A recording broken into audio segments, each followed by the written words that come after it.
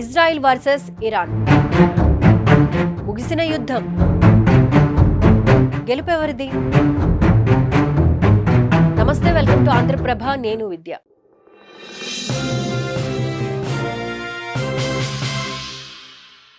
Israel Iran మధ్య war ముగిసింది. అయితే ఈ యుద్ధంలో అసలు గెలిచింది ఎవరు, ఓడింది ఎవరు? ప్రెజెంట్ ఇదే డౌట్.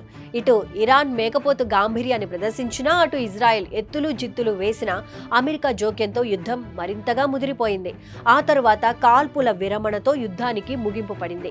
కానీ ఇరాన్పై అమెరికా దాడి చేయడంతో ప్రపంచ దేశాలన్నీ ఒక్కసారిగా ఉలిక్కిపడ్డాయి. సాధారణంగా ఏ యుద్ధంలోనైనా ఒకరే విజేతగా నిలుస్తారు, మిగతా వారు ఓడిపోక తప్పదు. ఇక ఇజ్రాయెల్ ఇరాన్ దేశాల మధ్య యుద్ధం దాదాపు 12 రోజుల పాటు జరిగింది.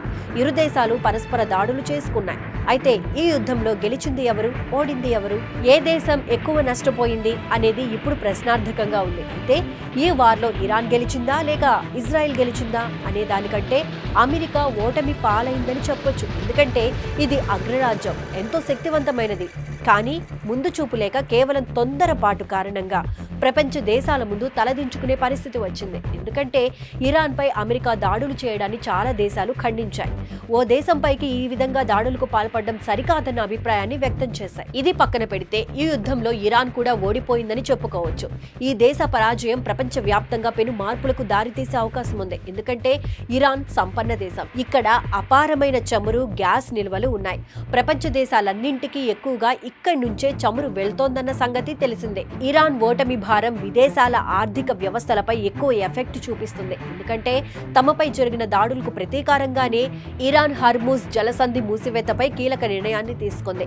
ఇది చైనా సహా పలు దేశాలపై తీవ్ర ప్రభావాన్ని చూపిస్తోంది. ఇక 1979లో అయతుల్లా ఖమేనీ ఇరాన్ అధికార పగ్గాలను అందుకున్నారు. ఆ క్షణం నుంచి ఇరాన్ అతిపెద్ద ఇస్లామిక్ శక్తిగా ఎదగాలని భావించాడు. ఈ క్రమంలోనే అనేక దేశాల్లో మత ఛాందసవాదులను సృష్టించాలని భావించాడు. ఇందుకోసం తీవ్రమైన నిర్ణయాలను కూడా తీసుకున్నాడు. అందులో ప్రధానమైనదే అమెరికా, ఇజ్రాయెల్ దేశాలను వ్యతిరేకించడం. అంతేకాదు హౌతీలు, హమాస్, హిజ్బుల్లా వంటి ప్రమాదకర ఉగ్రవాద సంస్థలకు అండగా నిలిచింది. ముస్లిం దేశాల్లో గ్రేట్ వారియర్గా పేరు సంపాదించింది. కానీ ఎవరు ఊహించని విధంగా 2025 జూన్ 13న ఇరాన్పై ఇజ్రాయెల్ దాడులకు పాల్పడింది. అయితే దాదాపు 43 ఏళ్లుగా ఇరాన్ మత నాయకత్వం ఇజ్రాయెల్ను వ్యతిరేకించడంతో పాటు బెదిరించే ప్రయత్నం కూడా చేస్తూ వస్తోంది. ఇజ్రాయెల్ను అంతం చేస్తామని చెప్పడమే కాదు, హమాస్ ఉగ్ర సంస్థను ఇందుకోసం ఉపయోగిస్తూ వస్తోంది. అంతటితో ఆగకుండా అణ్వాయుధాల పెంపు కోసం ఇరాన్ నిరంతర ప్రయత్నాలు చేస్తోంది. దీంతో చాలా దేశాలు ఇరాన్ నుంచి ముప్పు ఉందని భావించాయి. ఇరాన్ అణ్వాయుధ దేశంగా మారిందన్న అనుమానాలు మరింత బలపడటంతో ఇజ్రాయెల్ రంగంలోకి దిగింది. ఇరాన్ అణు ఆయుధాల అభివృద్ధిని ఆపడంతో పాటు తమ మనుగడ కోసం దాడులకు పాల్పడింది. ఒక్క ఇజ్రాయిలే కాదు, అమెరికాతో పాటు ఇతర అరబిక్ ముస్లిం దేశాలు కూడా ఇరాన్ శక్తివంతం కావడాన్ని వ్యతిరేకించాయి.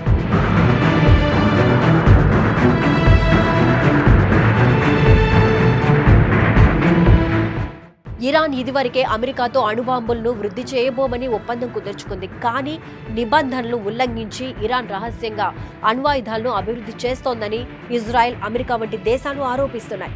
ఈ క్రమంలోనే ఇరాన్లోని అణు స్థావరాలను నాశనం చేయాలని భావించిన ఇజ్రాయెల్ ఆ కేంద్రాలనే టార్గెట్గా యుద్ధాన్ని ప్రారంభించింది. అప్పటి వరకు శాంతి దూతనని చెప్పుకొచ్చిన అమెరికా అధ్యక్షుడు డొనాల్డ్ ట్రంప్ కూడా యుద్ధంలోకి అడుగుపెట్టాడు. ఇజ్రాయెల్కు మద్దతుగా నిలిచిన అమెరికా ఇరాన్లోని అణు కేంద్రాలే టార్గెట్గా అత్యంత శక్తివంతమైన బాంబులతో విరుచుకుపడింది. ఎందుకంటే ఇరాన్ అణుశక్తిగా మారకుండా ఆపడమే అగ్రరాజ్యం యొక్క మొదటి లక్ష్యం. ఇరాన్ సైనిక శక్తి బలమైనదే అయినప్పటికీ ఇజ్రాయెల్, అమెరికా రెండింటినీ కలిపి ఎదుర్కొనేంత శక్తి లేదు. అయితే ఇరాన్ వ్యూహాత్మకంగా రష్యా, చైనాతో పొత్తులు పెట్టుకుంది. కానీ యుద్ధ సమయంలో ఈ 2 దేశాల సహాయం మాటలకే పరిమితమైంది. చేతల్లో ఎలాంటి సాయం అందలేదు ఇరాన్కు. సో ఇలాంటి పరిస్థితుల్లో కూడా ఇరాన్ యుద్ధాన్ని కొనసాగిస్తే అమెరికా, ఇజ్రాయెల్ చేసే దాడులను అడ్డుకోవడం కష్టమే. గత 45 ఏళ్లుగా కూడగట్టుకున్న మతపరమైన ప్రభుత్వం కూలిపోకుండా ఉండాలంటే యుద్ధాన్ని ఆపి తీరాల్సిన పరిస్థితి వచ్చింది. దీంతో ఇరాన్ ఓటమి అనివార్యమైంది. అయితే ఈ యుద్ధం ఇరాన్కు పరాజయాన్ని అందించడమే కాదు, పాకిస్తాన్, నార్త్ కొరియా వంటి పలు దేశాలకు ఓ వార్నింగ్. ఎందుకంటే మా దగ్గర అణ్వాయుధాలున్నాయి, అవసరమైతే వాటిని ఉపయోగిస్తామని చేసే బెదిరింపులను ప్రపంచం ఏమాత్రం పట్టించుకోదన్నది క్లియర్. ఇప్పుడు ఇదే ఇరాన్ విషయంలోనూ జరిగింది.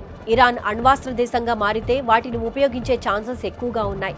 దీంతో ఇజ్రాయెల్తో పాటు అమెరికా కూడా ఇరాన్ అణుశక్తిని నాశనం చేసే లక్ష్యంతో యుద్ధం చేపట్టి ఇరాన్ను ఓడించాయి.